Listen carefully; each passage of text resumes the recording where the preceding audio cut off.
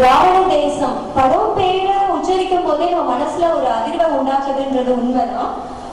எங்களை வாழ்த்தி பேசின திரு தேவர் அவர்களுக்கு மிக்க நன்றி. அடுத்ததா தயாரிப்பாளர் திரு பிரமிட் நடராஜன் அவர்களை அன்போடு மேடைக்கு அழைக்கிறோம்.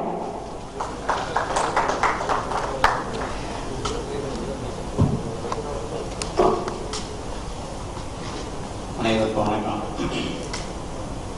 இந்த விழாவில் முன்னிலை வகித்திருக்கிற எங்களது தொகுதி சட்டமன்ற உறுப்பினர் டிபி கலைராஜன் அவர்கள், கேஆர் அவர்கள், அவர்களே மற்றும் மேடையில் அமர்ந்திருக்கிற இந்த மாபெரும் வெற்றி அடையணும் முதல்ல வாழ்த்திக்கிறேன். ரொம்ப முக்கியமான விஷயம் வந்து நாங்கள் எங்களுடைய கவுன்சில் விஷயமாக ஹைகோர்ட்டில் ஒரு கேஸ் நடந்துட்டு வந்து அதுலேருந்து நேராக வரணும். ஒரிஜினலாக கேஆர் மட்டும் எனக்கு ட்ராப் பண்ணிட்டு நான் எல்லாரும் வண்டியில் போயிடணும்னு சொல்லி ஐடியா. கேஆர் சொன்னார் மாதிரி ஒரு பட டெய்லர் வெளியிட்டு என்னை கூப்பிட்டாங்க, நீங்கள் வாங்க. நான் சொன்னேன் எனக்கு அழைப்பதே இல்லை கேஆர், நான் எப்படி வருது? இல்லை கேஆர் அண்டு யூனிட்னு போட்டாங்க, அதனால் நீங்கள் வாங்க. நாங்களும் வந்துட்டோம். இதில் ஒரு விசேஷம் என்னன்னா, இங்கே பார்த்தா எங்களுக்கு சட்டமன்ற உறுப்பினர் சொல்றாரு, சாதாரணமாக ஒரு எம்எல்ஏ அணுகணும்னாக்க ஒரு 10 பேரை பார்த்துட்டு தான் அவங்களை பார்க்க முடியும். எனக்கு நேரம் கூப்பிட்டாங்க, நான் வந்துட்டேன். அவர் சொன்ன பிறகுதான் எனக்கு தெரிஞ்சது நாம இது மாதிரி நினைச்சதே தவறு ஒன்று.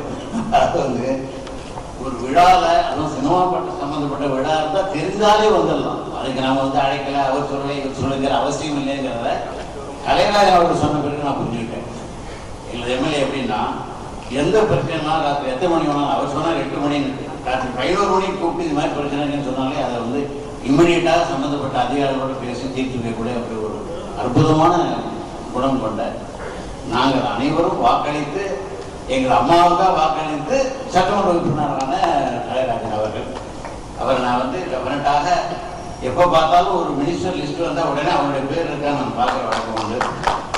நிச்சயமாக உங்களுக்கு அந்த ஒரு பாக்கியம், அதாவது மக்களுக்கு இதுக்கு தானே, அதாவது மினிஸ்டர்னாக்க உடனே தனக்கு ஒன்றும் பண்ணிக்கிற இது கிடையாது. நிச்சயமாக உங்களுக்கு அந்த மாதிரி ஒரு எண்ணமே கிடையாது. மக்களுக்கு சேவை, எம்எல்ஏ இருக்கிறோட மினிஸ்டராக நீங்கள் இன்னும் அருமையாக சேவை செய்ய முடியுங்கிற அந்த ஒரு இதில் சொல்கிறேன். நீங்கள் நிச்சயமாக ஒரு அமைச்சராக வந்ததுக்கான அறிவுரைகள் என் மனதில் படுது. நிச்சயமாக வெற்றி அடைப்பீங்க. இந்த படத்தை பொறுத்த வரைக்கும் அந்த ராவண தேசம்னு ட்ரெயிலர்லாம் பார்த்தா நான் சொன்ன மாதிரி ஏதாவது ஒரு கான்ட்ரவர்சி ப்ராப்ளத்தில் பண்ணிடுவாங்க. ஏன்னா பலவிதமான குழப்பங்களும் இது அடிஷனல் குழப்பமாயிடக்கூடாதுங்கிற அந்த ஒரு கவலையோடு அவங்க சொன்னாங்க. பார்த்தா இது அங்கேருந்து வரக்கூடிய அகதிகளுடைய போராட்டத்தை சித்தரிக்கக்கூடிய ஒரு கண்ணீர் கதையாக தான் இது. நிச்சயமாக எனி எமோஷனல் மேட்டர் எல்லாருடைய, அதாவது சாதாரணமாக காதல் கதை அது இது அப்படிங்கிறது அது ஒரு விதமாக வெற்றி அடையும் போது இந்த மனதை தொடர்புடைய எமோஷனல் கண்டென்ட் உள்ள படங்கள் நிச்சயமாக வெற்றி பெறும். அதில் சந்தேகமே கிடையாது. இந்த குழுவினர்களுடைய பாராட்டுகளை சொல்லி விடைபெறுகிறேன். வாழ்க வளர்க வணக்கம்.